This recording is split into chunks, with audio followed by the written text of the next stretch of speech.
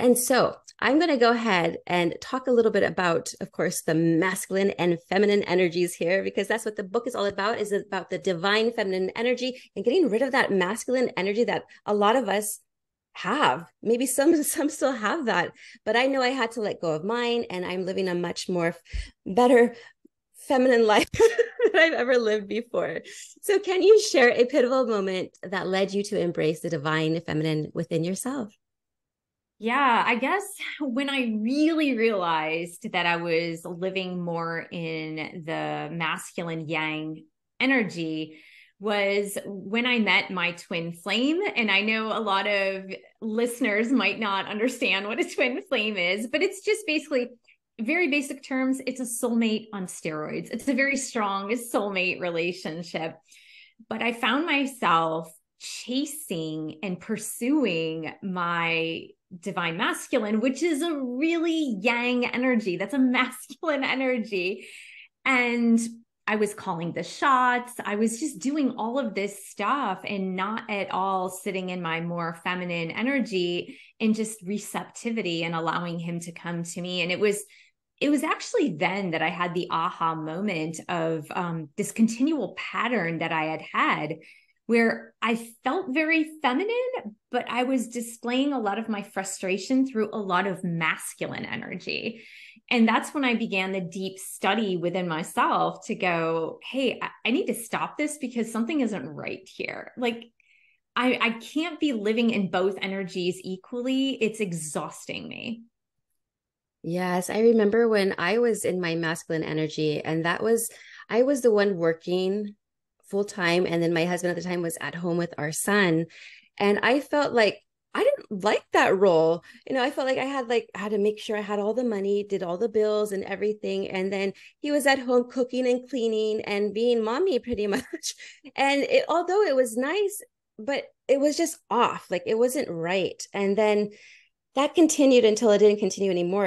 And that's probably, I don't know, probably one of the reasons why I was drinking, because I was so unhappy. Now, how can women begin to step out of the shadows of that masculine energy and societal expectations? Yeah. And I mean, you bring out a really good point there is that most women, since the women's liberation movement, really that it came to fruition mostly in the 60s when women were like, hey, like we deserve a place in the workplace. We can make our own salaries and we can get our own credit cards and sign for our home mortgages, which really didn't happen in the United States till 1974, believe it or not, that Wow. women could have financial freedom because before that, they had to have their husbands or their fathers sign to get anything financial.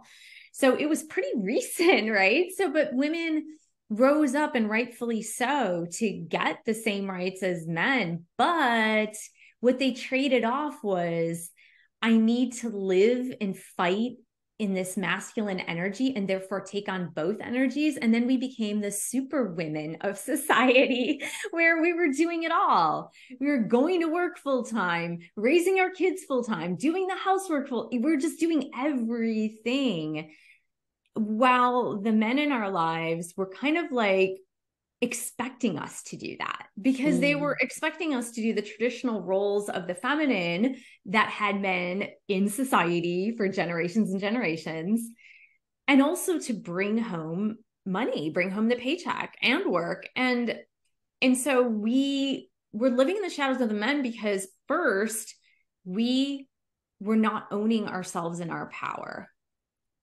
And we weren't doing that because we were spinning. So we were spinning to get our rights, but what we needed to do in the beginning. So, and for the first 50 years of with the women's liberation movement, the modern women's liberation movement, because it did start well before that, we did what we needed to do, but now we're exhausted. Women have autoimmune diseases. So Mm. what we do need to do is embrace our feminine energy and live through that power so that we can own our power and do what we need to do in our lives, but not be obedient to this notion that men have had that we have to do it all. Right. And I don't feel like we need to villainize men because of that. It's just the way things went. It's Yes. because we stepped out of the traditional roles of the old feminine and we took on all these masculine roles, but we didn't voice our opinion and say, hey, wait a minute, we need to not do this. We can't do everything from A to Z.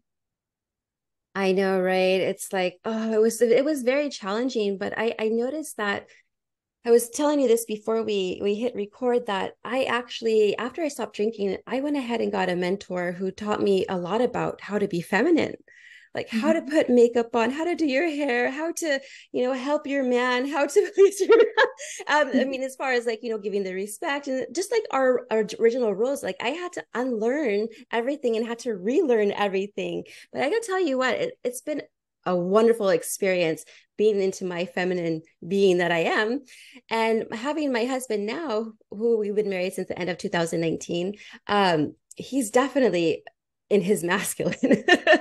So it just works so much better in a relationship. And I'm so grateful for that because I'm like, wow, I'm so happier than I was before because I do have my own business. I do have my own podcast. I am a mother of three. I do massage therapy, but yet I still cook and clean and I love and I'm just happy. I feel like I have a great balance. That's awesome. Yeah. And it is about that balance. I think you're absolutely right. It's about the balance, right? Yeah. It's it's not about necessarily saying we need to take on masculine energy. It's about we all have a little bit of both, but of course women naturally have more feminine energy. Men have naturally have more masculine energy as a general principle, right? We're not talking about everybody on the planet, but as a general principle, as a general rule. And it's about owning the feminine energy, which is very receptive and nurturing, right? So we Mm-hmm. have been trained, especially in the last 50 years, to believe that if we don't go out and obtain something, that it's not going to happen. And so we have this fighting spirit when the receptivity of the feminine energy is to just sit and allow things to happen. It doesn't mean that you don't go out and do what you need to do, because there are things we certainly need to do, but it is about having faith, allowing, using our own inner power, which is empathy, compassion, being aligned with nature and being aligned with the universe, in which case the good things will come to us